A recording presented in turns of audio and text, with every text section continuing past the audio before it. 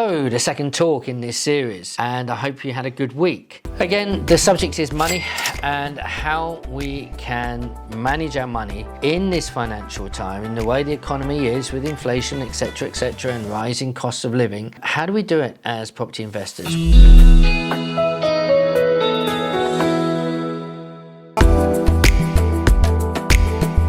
In this week, we're going to look about how we can manage it better. One of those things is, as you know, the energy prices are going through the roof. I can tell you that I was paying around about £300 a month for our energy in our house, and now it's £530, which has just come out last week. I couldn't believe it. I thought, my goodness, what is going on? What do we do? I know it's a pain. It is a real pain for most of us. Only a few people who have actually a handle on their energy and shop around. But you and I need to shop around for the best deal, because we are getting higher and higher prices. What can we do that's any better?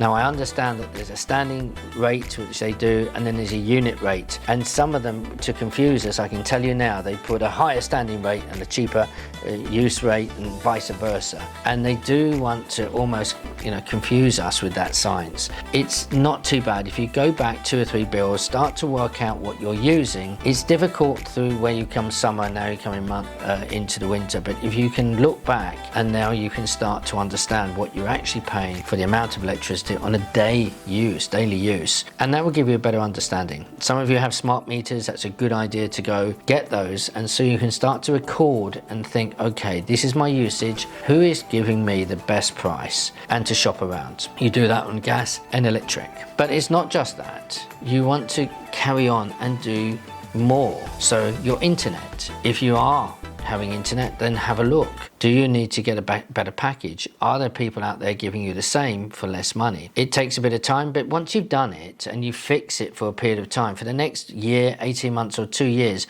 you're in it anyway. So you're saving. Now, there's always someone coming in the market offering you a little bit less. All of this compounds, and if you do have multiple properties, this little bit of work or getting someone to do this who's keeping a handle on your properties can have a massive saving for you. The other thing is to very much reduce what you're using. So if you are with HMOs, can you bring the temperature down a little bit, but make sure it's comfortable, because you have to supply a good and safe place for people to live in. So can you change some of the time on it? Is there a little bit you can do? I've got HMOs, and I can tell you that the law says that the tenants must have access to the controls. So you can't, like a lot of people think that they can do, set up Hive or some sort of internet one and you control it from here. That's not a good idea, because you're not living there. You can't keep turning it off and the people there turning it back on. So you've got to communicate and come up with something that works. But if you communicate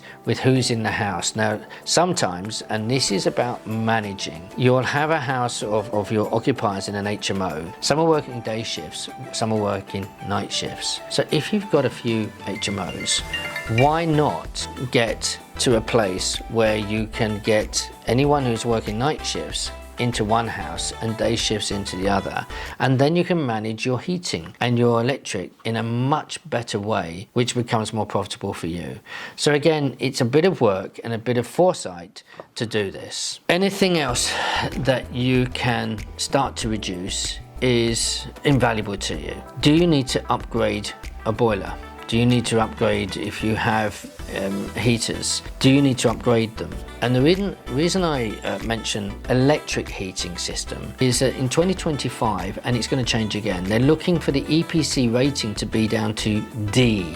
Currently it's E for Echo. But 2025, if your property isn't running at D or above, you won't be allowed to rent it out. And so, yes, people who've been there a long time will stay, but with a new person coming in, you can't rent it out unless it be a D rating on the EPC. So if you are currently E, and you have electric radiators in the property, so there's no gas there, one of the ways that you can pick up your EPC is to replace those radiators with more efficient ones. So they cost less to run. Yes, they're going to cost you money initially, but that's one of the things that you can do. And thirdly, what you want to look at is what grants are there available for new energy sourced heating. Search on the line in your area, contact your local council and see what you can do. It might be be time to change the heating system, and if there's a grant, that can save you a lot, because if it becomes more efficient in an HMO, especially where you're paying those bills, that can have great benefit to you. The last thing, well, two things. Look, cash flow is always king. So you must make sure that you're making enough profit, that you're living, and you don't start to live off your capital. And that is always important. So what do? You must look at your rental income that you're receiving, and make sure that, as I talked in last week, make sure that your mortgage is not going to keep increasing, which will decrease your cash flow. You've got to guard that with all that you've got, really. And is there anything else that you can do? The last thing I want to talk about, and I think this for me is very, very important. I should think that over the last, I was away a little bit from the YouTube for a while, but you will see I have lost over 1.5 stones in weight. Why?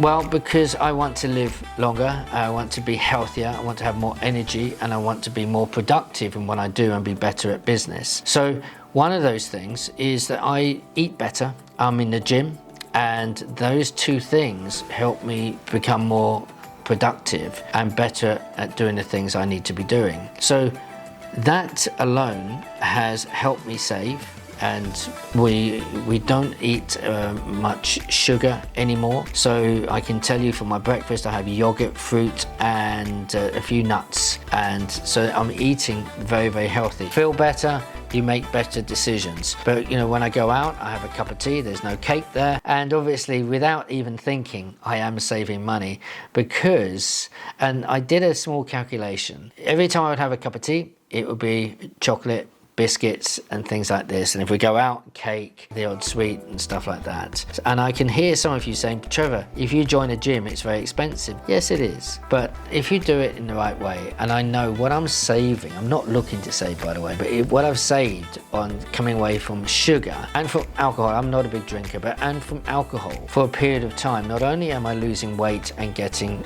healthier, and I've still got 1 stone more I want to lose, what I save, I'm saving more than my monthly gym subscription. Don't always think that it's too expensive. You're already spending that money. I have a friend who has probably about 3, 4, 5 coffees a day, and he's a bit of a coffee snob, and he has to go to a Costa or a Starbucks to get that coffee. Think about that saving. So I do drink less tea, I drink a lot of water, which is cheap. Guys, I hope you enjoyed this one. Watch next week's one, where we're going to be talking about increasing profit. Take care. God bless you. Bye-bye.